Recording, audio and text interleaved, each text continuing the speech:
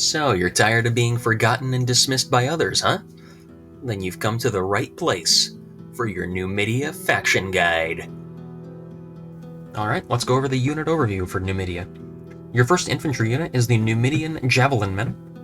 You may find this unit useful when combating Carthaginian elephants and Egyptian chariots. Up next is the Desert Infantry. These are, for a Tier 2 infantry unit, these are actually very good. One of the best Tier 2 infantry units in the game, because they have 8 morale right off the bat. This is better in contrast to many spear units that have 2 or 4 morale at level Tier 2. And even Roman Hastati have morale 6, so you're out-moraling Roman Hastati right off the bat, should you be in conflict with Rome at the start of the game. These do have a bonus fighting cavalry, so they will be able to hold their ground reasonably well against generals' bodyguards. However, they do not have the phalanx ability, so they won't be as deadly as perhaps the Greek spear units in the game. Up next, your Tier 3 infantry unit, and best that you'll get all game, is the Numidian Legionary. These are a copy unit of the Roman Legionary units, which throw a pila before engaging in melee conflict.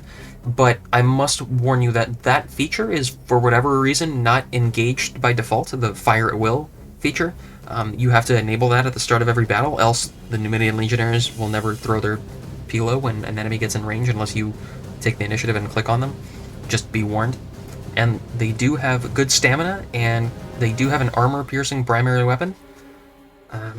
However, in my playthrough, I did want a better Tier 4 infantry unit, but you will have to settle with spamming these Numidian Legionaries. These do cost 2 turns to recruit, so keep that in mind. Your first range unit is the Archer, interestingly enough. You would expect it to be the Slinger, but no, you actually unlock the Archer before you do the Slinger. I believe that is for game balance, as the Numidia is considered to be a rather weak faction. These Archers, to their credit, are good against elephants and chariots, so you'll find those useful when engaging Carthage and Egypt. Other than that, they're very standard archers. Tier 2, you unlock slingers. I don't see any reason why you should use these over archers. They have inferior range, inferior missile attack, melee attack. I would not recommend ever recruiting slingers. Your first cavalry is the Numidian cavalry, missile cavalry. A range of 50 is okay, not as bad as Pontus's Tier 1 cavalry. I believe their range is 30 or 35. These are decent for missile attack. They do well against spears and elephants themselves. They can shell with their projectiles. They only get 6 volleys, so keep that in mind. They actually have a decent morale for a cavalry unit, and total defense of 8 is decent, so if you want to group these up and charge an enemy cavalry unit, you'll do pretty well with these Numidian cavalry. And your next cavalry unit is the Long Shield Cavalry, a light cavalry.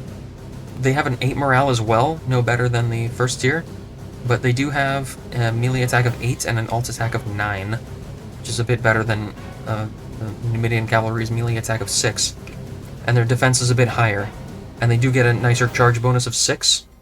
So these are useful because they're light cavalry. They'll be able to chase down units more effectively at the end of battles if they're routing, so you will be grateful to have these. Interestingly enough, Numidia does get access to Numidian Camel Riders. They are a light cavalry unit as well, and they get a unique bonus of combat bonus against horses.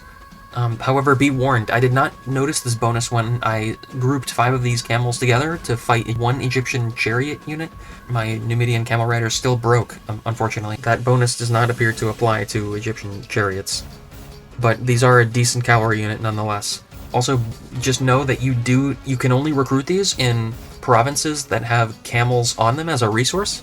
That is to say, only in Africa and Egypt and the Middle East will you find actually that the Tier 2 stable actually has the ability to recruit these Numidian camel riders. So you won't be able to replenish these if you're fighting in Europe, for example. Numidia does get access to onagers, interestingly enough, and this mercenary unit, I did not find this anywhere to be recruitable. It only appears to be in these custom battles, and Numidia does not appear to have access to elephants. Your early game strategy centers around conquering Carthage and Thapsus, 2 regions vital for expanding your economy.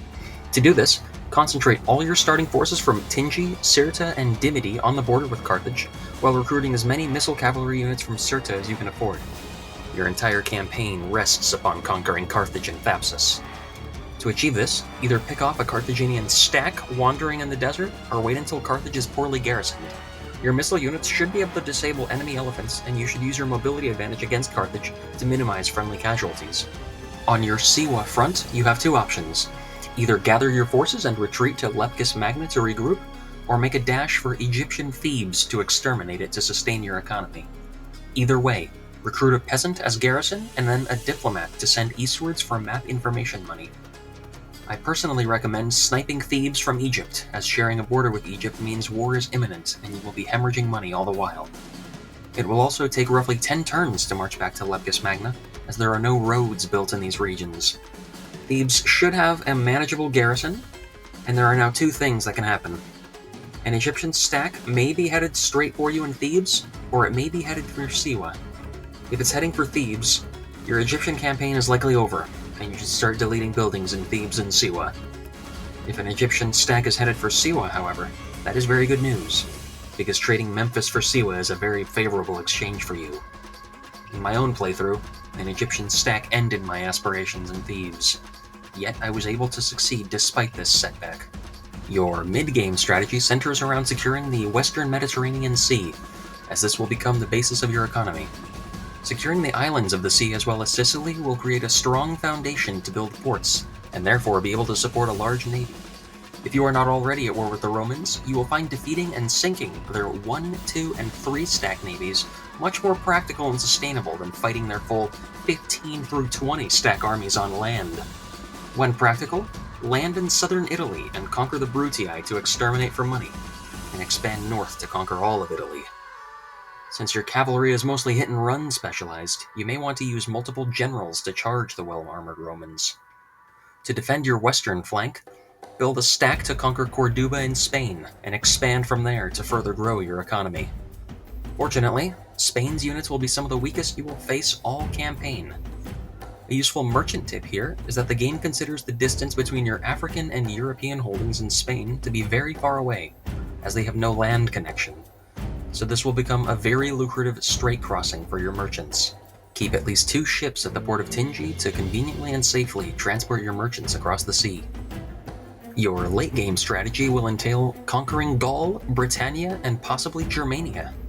Your Numidian spearmen and archers will be able to handle British chariots, whereas your Numidian legionaries will be able to handle Gaul and Germania. You should also land in Greece to finish off the Brutii, then build an archer-heavy army to shell Greek phalanx spearmen into submission. At this point, you will likely only need a handful of more provinces to win the campaign, so create a base in Crete and sail a stack to Alexandria to surprise the Egyptians.